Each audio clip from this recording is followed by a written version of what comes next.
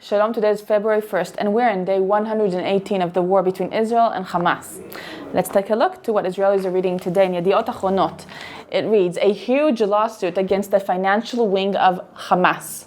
Families that have lost, so that their loved ones have been murdered or kidnapped are suing Iran. Next, the fall of the admired commander from Shaldag. Shaldag is an elite unit in the Air Force. 4 other soldiers have fallen in battle. We'll take a look into the details soon. Next, the north is burning, Tzafon Boer in Hebrew, north of Israel. Over 500 houses have been bombed from Lebanon, from HEZBOLLAH, to the northern border. Here we see examples of houses that have been hit by rockets. The headline reads, Yamim shel Achra, days of decision. Appear, Israel b'milchama. Israel's at war. Waiting on edge for Sinwar's decision whether to accept or discuss the second hostage deal. Sinwar, of course, is the head of Hamas in Gaza, and we're all waiting for his decision concerning the hostage deal. Here in the photographs, you see the families of the hostages and the Kerem Shalom crossing between Israel and Gaza. They are blocking the humanitarian aid trucks that are supposed to bring humanitarian aid into Gaza, and Hamas.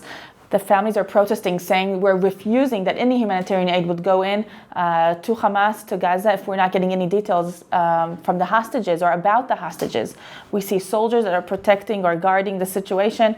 And it's not the first day, it's been a while that the families of the hostages are protesting against the humanitarian aid. And it reads, Benjamin Netanyahu, Prime Minister of Israel, announced to the families, not at any price, we will not release thousands of terrorists for the release of the hostages. So, yes, there is a deal on the table, but the number of terrorists released, that will be released, has not been determined yet, and also the type of terrorist, how much blood is on their hand, or the severity of their crime. So all that has not been determined yet. So we're waiting for Sinwar, and then Israel is waiting to see what Sinwar will decide. Milchama al habayit, war over the house. Hundreds of families in the settlements, in the villages near the northern border, are dealing with not only leaving their homes and evacuating them to temporary dwellings, but also with the heavy damage that's left behind to their homes. Over 500 homes have been damaged in different severities. We see here the numbers in each village or in each community. The numbers of hits. Metula is one of the highest, 131. It's really, really close to Lebanon, up in the north, as well as others. Shlomi, 130 as well. The residents are worried from HEZBOLLAH's heavier rockets that really can erase, they're short distance and heavier, that can erase complete buildings. And also in Kiryat Shmona, for instance, they need to pay for security over their place because robbers come and they're breaking into their homes. They know this since from other wars. The country is not taking care of that part, so they're spending a lot of money just protecting the homes that are left empty from being broken into. And here are 2 pages of our heroes that will not return. The first is Itzhar Hoffman, 36 years old, from Ashchar. And it reads, Itzhar Shelanu, our Itzhar, Chaver, a friend, Av, father, Velochem Ne'eratz, an admired fighter. It reads, Itzhar Hoffman and his friends from Shaldag, the elite unit, came to the villages on October 7th, and they saved many lives that day from Kibbutz Be'eri. But after he was injured, the commander Itzhar refused to wait until he was fully recuperated, and he went back into Gaza quickly to fight. There he was killed. Itzhar has 2 children. One of them is Be'eri, and the other one is Harel. May his memory be blessed. Next is Ran Goeli, 24 years old, from Meitar, which is near Beersheba. And he was kidnapped on October 7th, and his family was waiting for 2 months, not knowing if he was killed or kidnapped, but they got the official announcement that his body is held by Hamas and he's no longer amongst the living. Gavriel Shani, 28 years old.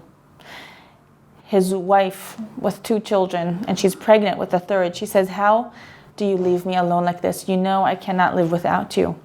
Next is Yuval Nir, 43 years old, from Kfar Etzion.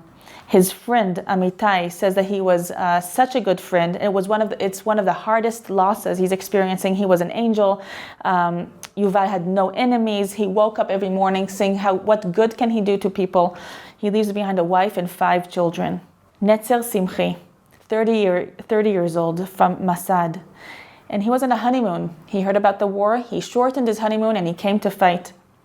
And he fell in the Gaza Strip in battle. As they say in Hebrew, mitovei banenu, from the best of our sons. And every day we dread these columns from this very tragic news. And families are continuing to lose their loved ones. May their memory be blessed.